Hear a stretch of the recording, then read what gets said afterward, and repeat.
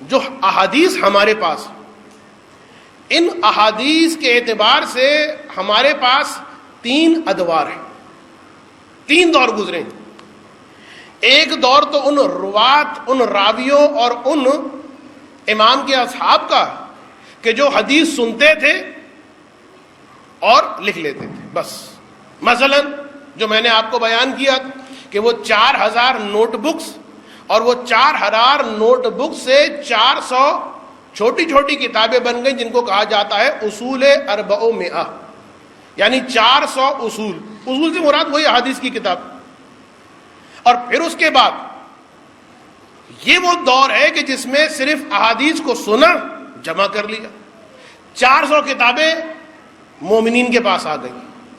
لیکن اب جو شخص اہل بیت کی کسی روایت کو پڑھنا چاہتا ہے تو اس کا مطلب یہ ہے، مسئلہ یہ ہے الفحص حتی الیاس، یہ اجتہاد کا ایک قانون ہے، الفحص حتی الیاس، اتنی تلاش کرنا ہے کہ انسان نا امید ہو جائے کہ ہاں واقعاً کوئی حدیث معتبر نہیں۔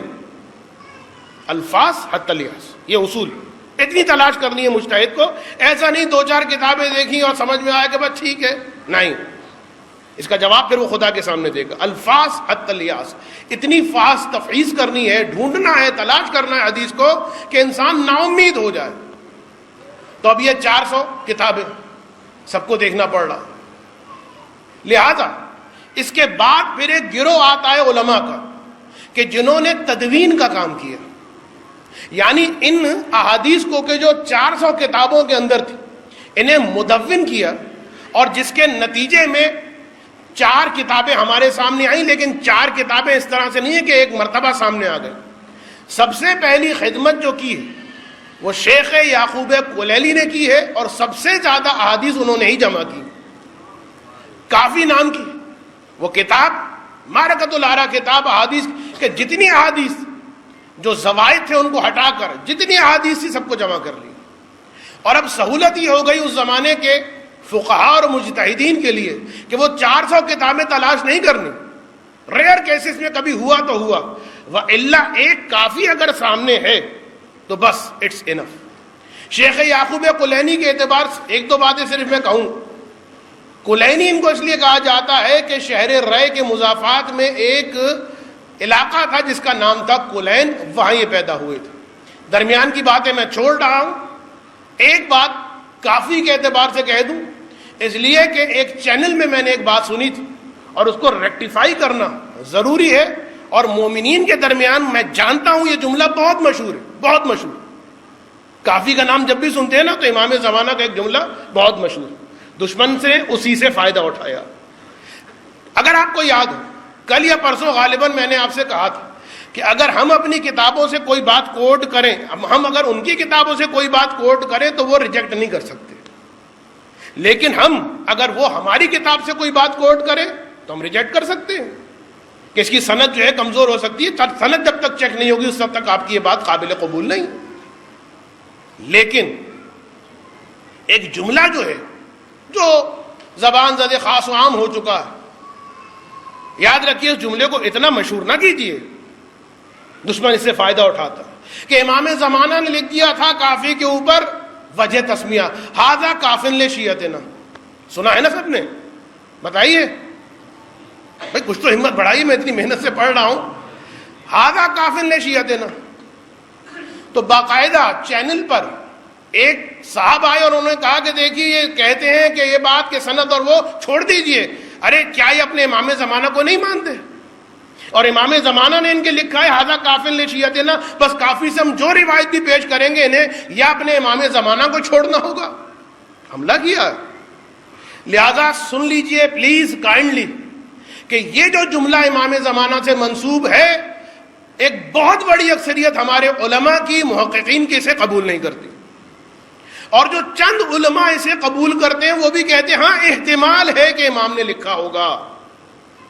تو اس پر اتنا زیادہ آپ اسٹرانگلی فیتھ نہ رکھیں کہ یہ جملہ، اب دیکھیے ایک جملہ ہے، ایک جملہ امام زمانہ کا ھذا کافن لشیعتنا، کس طریقے سے سمجھ لیں کہ ایک غلط کانسیپشن جو تھا لوگوں کے ذہن میں تھا، دشمن نے اس سے فائدہ اٹھا لیا۔ تو کجا بے رسد کے 46,000 احادیث ائمہ، سمندر ہے پورا ہمارے سامنے.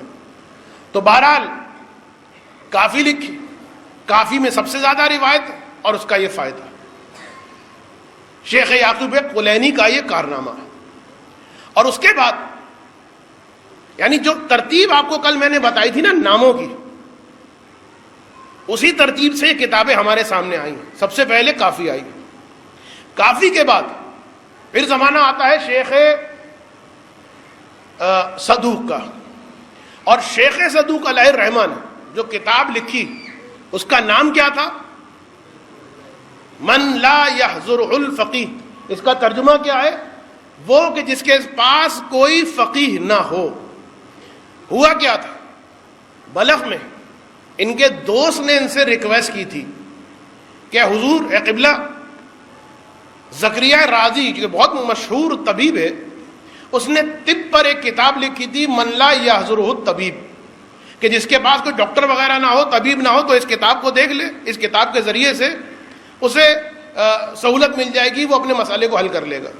تو میری آپ سے ریکویسٹ ہے, ہمارے پاس فقہ نہیں ہوتے, ہمارے پاس مجتہد علماء نہیں ہوتے, کوئی ایسی کتاب لکھ دیجئے کہ جس کے اندر اگر انسان کوئی پرابلم پیش آ جائے تو اس کو پڑھ کے انسان اپنی مسئلے کو, مشکل کو حل کرے.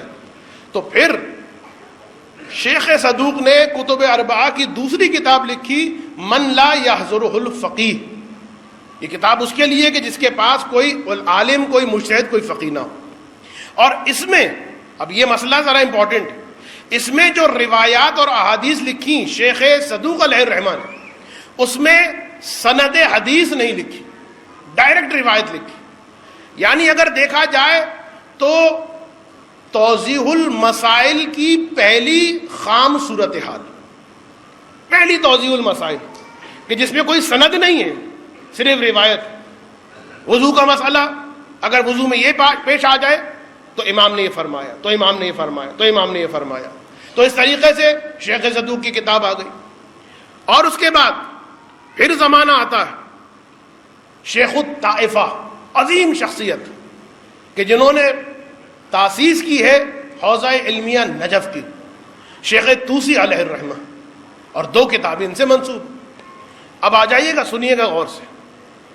ایک کتاب لکھی انہوں نے تہذیب, یہ بھی حدیث کی کتاب, لیکن دوسری کتاب جو لکھی, اس لیے کہ تہذیب کے اندر بھی ان کا مزاج اور کسی حد تک وہ کام کیے جو الاستبصار کے اندر کیے, لیکن الاستبصار کے اندر فل فلیش وہ کام کیا جس کے بارے میں آپ کو بتانا چاہتا ہوں. اور جس سے جو میں نے بات کی تھی اعتراضات کی, اس میں سے ایک جواب آپ کو کسی حد تک مل جائے گا. الاستبصار, اس کا پورا نام کیا ہے؟ الاستبصار فی مختلف من الاخبار. استبصار کہتے ہیں ویژن کو, انسائٹ ویژن آپ کو مل جائے کسی چیز کے بارے میں. الاستبصار بصیرت حاصل کرنا, کس میں؟ فیما, اس چیز میں, مختلفہ فی الاخبار, کہ جس مسئلے کے اندر روایتیں آپس میں کیا ایک دوسرے سے ٹکرا رہی ہیں. روایتیں آپس میں ٹکرا رہی ہیں, اور 5000 کے قریب روایتیں الاستبصار کے اندر شیخ طوسی نے نقل کی. ہر روایت امام سے, وہاں بھی قال صادق, یہاں قال الباقر, صحیح السند روایتیں. لیکن وہ امام کہہ رہا ہے کہ ایک ہی چیز کے بارے میں راوی سوال کرتا ہے, امام کہتے ہیں کہ یہ چیز نجس ہے. دوسرا آدمی سوال کرتا ہے ایک اور امام سے, وہ امام کہتے ہیں یہ چیز پاک. ان کے دوست نے بھی ریکویسٹ کی تھی, اس لیے کہ اس زمانے میں باقاعدہ ان باتوں کو لے کر مذاق بنایا جاتا تھا کہ تم ان اماموں کو مانتے ہو, دیکھو تمہارے اس امام نے کیا کہا ہے, اور اب تمہارا اگلا امام کیا کہہ رہا ہے. تم تو کہتے ہو کلنا محمد, وہاں کچھ اور بات ہو رہی ہے, یہاں کچھ اور بات ہو رہی ہے. تو انہوں نے, یعنی کہنے کا مطلب یہ ہے کہ یہ جو کہا جاتا ہے نا کہ اہل بیت میں اختلاف نہیں ہے, نہیں ہے, بالکل نہیں ہے. لیکن ان احادیث کا آپ کیا کریں گے جو تقریباً 5000 کے قریب ہیں, ان میں سے ایک کا ریفرنس صرف میں آپ کو دے دوں بہت آسانی کے ساتھ, اس لیے کہ الحمدللہ مدرسوں کی تعداد ہے, آپ جا سکتے ہیں, پوچھ سکتے ہیں. شیخ مرتضی انصاری کے جہاں تک مجھے بات لے کر جانا تھی، لیکن اب لے کے جانے کا نہ موقع ہے نہ وقت. شیخ مرتضی انصاری کی ایک کتاب ہے فقہ کے اوپر، اور اس کا نام ہے المقاصد. ایک روایت انسانی فضلے کے بارے میں، انسانی فضلہ جو مدفوع ہوتا ہے انسان کا، اس کے بارے میں.